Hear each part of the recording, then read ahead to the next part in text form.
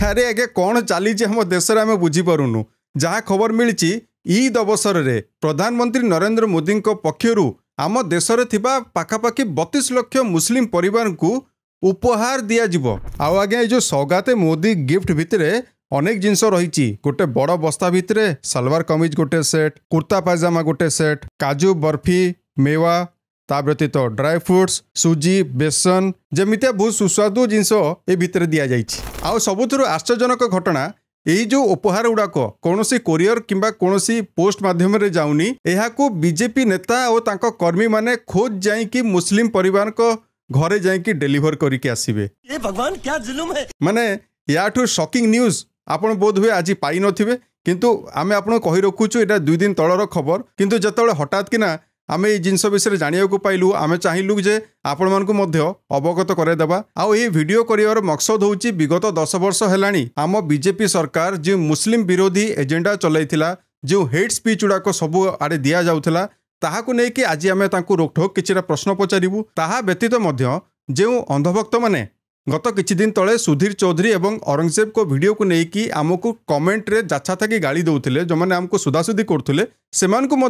निहाती भाव धक्का लगी कहीं आम जी जाचु कि बर्तमान बीजेपी आईटी सेल पूरा मुक हो जितेबाला बीजेपी नेता मान विषय प्रश्न पचरा से यहाँ न्यूट्राल भाव मैनेज करने को चेष्टा करुँच। अनेक अंधभक्त एवं मोदी भक्त मान अनेक आकार जलापोड़ा हो, विशेषकर जिते आम बागेश्वर धाम बाबा कथा कहवा कि योगी आदित्यनाथ कथा कहवा बुलडोजर जस्टिस देउथुबा सरकार को कथा कहवा से आज्ञा जलीपोड़ी सबकि पाउंस हो गला। समस्ते बर्तमान आश्चर्य अच्छा कि प्रधानमंत्री नरेंद्र मोदी जो मुस्लिम मान को बर्तमान ईद अवसर में उपहार देवे ताहा एक CSR इनिशिएटिव किंबा किछि जन को कहवा कथा कि आगामी दिन में जेहेतु बिहार इलेक्शन अच्छी ताहाकू नहीं कि यह एक राजनीतिक छलना मध्य होइथाई पारे। से जहाँ किछि भी हो आमे जदि मन पकेवा विगत 10 वर्ष कथा आपण माने मोदी को विभिन्न स्पीच निहाती शुणिथिबे। जेतेबेले झारखंड रैली रे प्रधानमंत्री नरेंद्र मोदी मुस्लिम मान को किछि एमिति भावे संबोधन करथिले।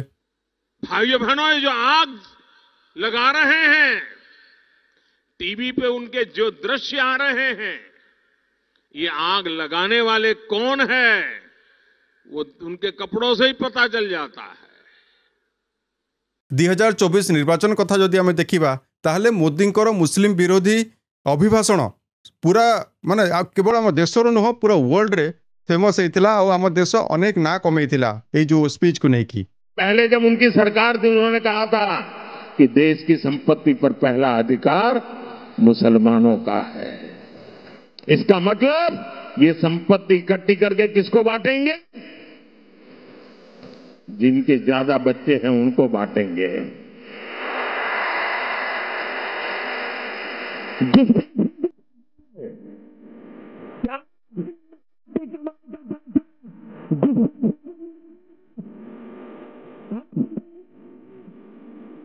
ये कांग्रेस का मैनिफेस्टो कह रहा है। आप निजे ही चिंता करके देखु आज्ञा जदि मोदी जो पदक्षेपटा नेले ता जगार मोदी को सरकार जगार आउ कौन से भी सरकार था ताहले विरोधी माने तांको केमती हिसाब रे घेराव करथांते को हिसाब रे तांको गाली गुलोज अंधभक्त माने करिथांते। सबुथुर मजार विषय होची जो नेता माने जो बीजेपी कर्मी माने एते दिन धरी बुलडोजर जस्टिस उपरे विश्वास करथुले, जो माने कहूतिले कि मुस्लिम माने आम देश को भाग भाग करुचंती, जो माने कहउचन जे संख्यालघु मानकर बंचिबार अधिकार नाही, सेही कर्मी माने सेही नेता माने वर्तमान ऊपर जेहेतु आदेश आसी जाइए से माने यही जो उपहार ये जो सौगाते मोदी गिफ्ट गुड़िक मुस्लिम परिवार मान को निजे जाकि देके आसबे। आपन चिंता करके देखंतु योगी आदित्यनाथ को राज्य रे वर्तमान को भलिया चहल पड़थिबो, बीजेपी कर्मी और नेता मान को अवस्था आज्ञा कौन होतुबो। केवल कौन एतिकी नागपुर भायोलेंस निया एबे जाए आज्ञा लिभिनी। आप निजे भावंतु सेठी जाइकी जदि बीजेपी नेता और कर्मी मान को दायित्व दिया जाइथिबो कि जाइकी सेही मुस्लिम परिवार मानकर घरे गिफ्ट जाइकी डिलीवर करके आस तांकर आज्ञा हलवा केमती टाइट होतु आप निजे चिंता करंतु। एही घटना को लेकिन वर्तमान बीजेपी आईटी सेल संपूर्ण भाव मुक हो जाइछि। बीजेपी विरोधी जो माने से माने जिनसर यही घटनार मजा नौचंती। आमको आउ गोटे जिनस आज्ञा कन्फ्यूज करुच्ची कि प्रधानमंत्री नरेंद्र मोदी एते भल पाइबा हठात भाव केमती पळै आसिला संख्यालघु संप्रदाय उपरे। यही किछि दिन तले तो आपण माने PhD स्कॉलर मान दि जाउथवा मौलाना आजाद स्कॉलरशिप को बातिल करथिले, ताकू संपूर्ण भाव बंद कर देथिले। 300 वर्ष तले मरी जाइथिबा औरंगजेब को लेकिन आपण को कर्मी माने आपण को गोदी मीडिया चैनल माने हो हो हो हो होइकी पार्टी करथुले कान मुंड खराब करथुले सेतेबेले तो आज्ञा मुस्लिम मानक पई आपनको भल पाइबा काई देखा जाउ नथिला एबे हठात कोन हे गला सबुथुर विचलित करथुवा प्रश्न होउची कि जो 32 लाख मुस्लिम परिवार को बचा हैला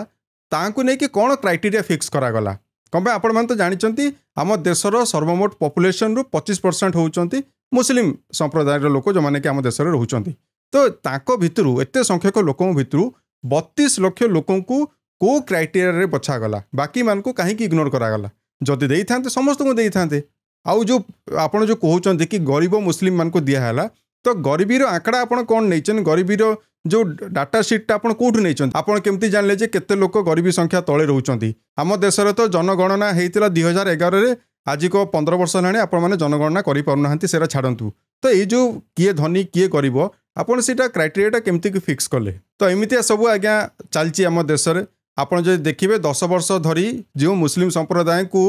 बारंबार बारंबार भाव टार्गेट करा जाउथला विभिन्न जगार